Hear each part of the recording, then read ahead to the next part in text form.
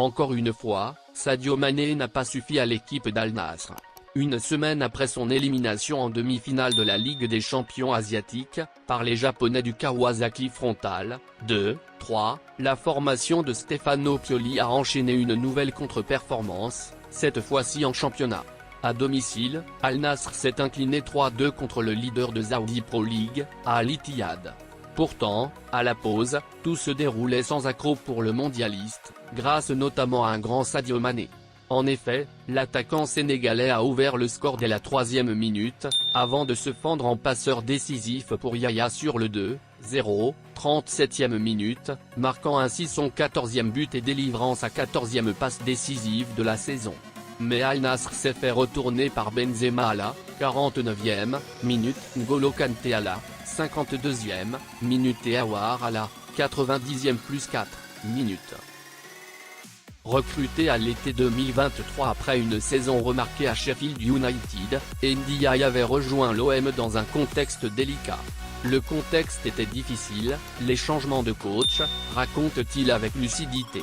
Si le transfert s'est bouclé rapidement, le joueur admet que Marseille n'était pas forcément sa priorité à ce moment-là. Je voulais rester à Sheffield, et après, à Marseille, tout s'est fait d'un coup. Le début de saison, entre une préparation compliquée et une élimination en barrage de Ligue des Champions, n'a pas arrangé les choses. La pré-saison n'a pas été très bonne. J'ai enchaîné les matchs, mais on ne s'est pas qualifié en Ligue des Champions. C'était un coup dur pour nous, explique-t-il. En une saison sur la Canebière, Iliman Ndiaye a disputé 46 rencontres, marqué 4 buts et délivré 5 passes décisives. Une expérience de plus, mais qui, à ses yeux, s'est avérée difficile sur tous les aspects. Aujourd'hui, c'est en Première Ligue, avec Everton, qu'il semble avoir retrouvé son équilibre.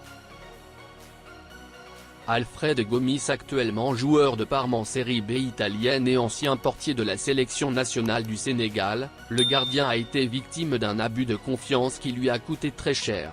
L'affaire, révélée par le journal Libération, met en cause un homme d'affaires nommé Mohamed Salam Diop, arrêté par la division des investigations criminelles, DIC.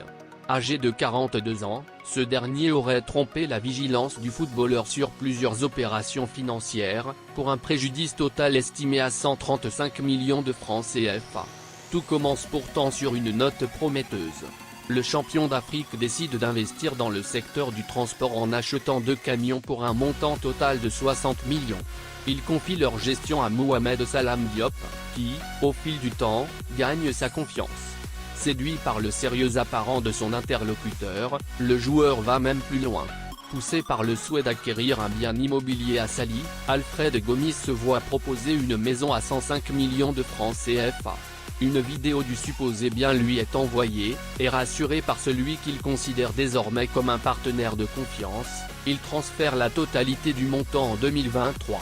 Mais après ce versement, plus aucune trace, ni maison, ni papier, ni camion. Le joueur comprend rapidement qu'il a été dupé. Malgré ses multiples tentatives pour récupérer ses biens ou obtenir des explications, Mohamed Salam Diop reste silencieux et refuse tout remboursement.